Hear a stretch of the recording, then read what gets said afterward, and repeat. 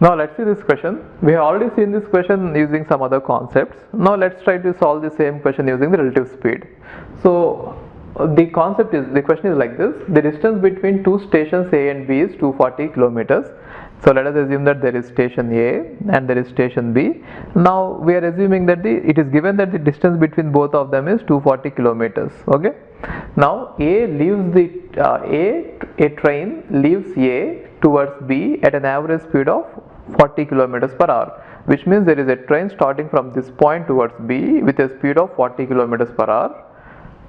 After 1 hour, another train leaves B towards A at an average speed of 60 kilometers per hour. One more train is going to start from B towards A at 60 kilometers per hour, but only thing is it is going to start after 1 hour after A has started. That is the difference. And now they are saying that the distance, they are asking the distance of point C where the two trains are going to meet from A. So from A, where are they going to meet? That is what they are asking, right? So let's try to solve it using the relative speeds. So if I have to apply relative speeds, then both the trains should have started moving, then only I can apply the relative speeds, otherwise I can't apply it. In the question they are saying that A is starting 1 hour early compared to B, therefore let's try to go to the point where A and B both have started moving. Now by the time B starts moving, it is going to take 1 hour. In that 1 hour, what happens for A is, the train from A is, it is going to travel some distance. How much distance is it going to travel? So by the time B starts, it is going to travel some distance, and that distance is nothing but the distance covered by the train starting from A in 1 hour, right? Now what is the distance is speed, which is 40 into time, which is 1 hour, right, which means 40 kilometers. So what is the meaning of it? By the time B started, A has already covered 40 kilometers, right? Therefore it is going to be 40, and the distance now between A and B is actually 200. Even though the total distance initially was 240, 40 is already covered by A by the time B started, and therefore now the train starting from A is here and the train starting from B is here, and the distance between both of them is 200. And if you observe this one is moving at 40 kilometers per hour and this one is moving at 60 kilometers per hour. Now what is the relative speed between these two? When they are moving in opposite directions, the relative speed is 100 kilometers per hour. Now how to understand the relative speed is, this is the rate at which the distance between these two bodies is decreasing, right?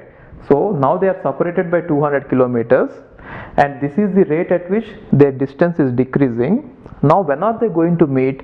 They are going to meet when the distance between these two are going to be 0, right? So see, totally they are separated by 200 kilometers per hour, and now this distance is decreasing at a rate of 100 kilometers per hour. When is it completely going to become 0, right? At that time both of them are going to meet. Got it?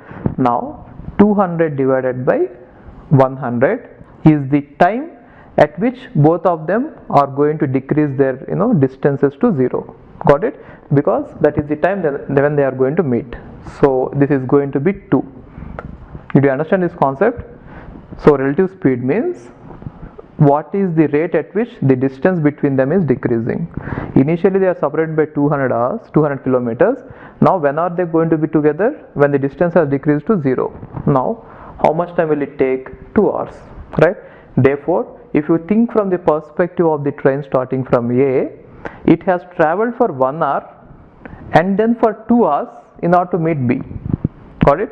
Therefore the total distance from this point to the meeting point would be equal to the distance covered by train A in 3 hours. Got it? So its speed is 40 kilometers. It has taken 3 hours to meet B. Therefore the total distance from A to that point would be 120 kilometers. Got it?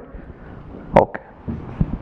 Hi, if you are planning to do masters, then doing masters abroad is better than doing masters in India. I'll give you all the reasons. So first reason is, out of 1 lakh students who take GATE every year, there are only 500 seats in old IITs. So all the IITs put together have an acceptance rate of 0.5%, and IITs universities better than IITs. They have very good acceptance rate like 30%, 40%. But all the IITs put together have an acceptance rate of 0.5%. And if you are working hard to get into IIT Bombay's ranking is 177 and IIT Roorkey's ranking is 400. If you are happy to get into IIT Roorkey, then getting into universities better than IIT Roorkey is easier compared to getting into IIT Roorkey.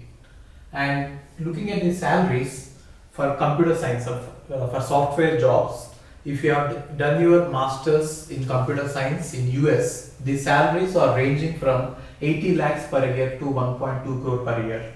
So even if you take an average of 1 crore per year, your savings will be much higher than the salaries in India.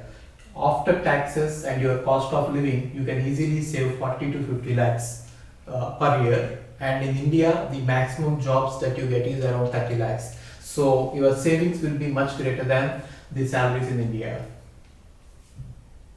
And these are all the services that we provide. University shortlisting. So depending on your profile, we will shortlist what are the universities that you have to apply, and statement of purpose building, and then LOR guidance, and GRE and English test assistance, and education loan assistance. So you don't have to have any collateral, which means without any security, now you can get education loan. Getting education loan is very simple these days, and whatever the amount of fee that you have a range of universities. You can apply for 10 lakh universities, 20 lakh universities, or 50 lakh universities. But whatever it is, you are going to get complete education loan, and you can pay off your education loan in 1 year after you get a job. And then we do visa assistance, mock visa interviews, and then connecting with the university alumni. So now you might ask why we should join Game of Visas. So the answer is we have 90% success rate, 99% success rate. And these are all the destinations that we guide the students to. So we guide students to any country that you want to go. So now it is not just USA. We guide to UK, Germany, Australia, Canada. So we guide students to all the countries. We work with all the destinations. And if you are interested in going abroad, you have to just drop us a message on this WhatsApp number 9494 555 454. Okay, thank you.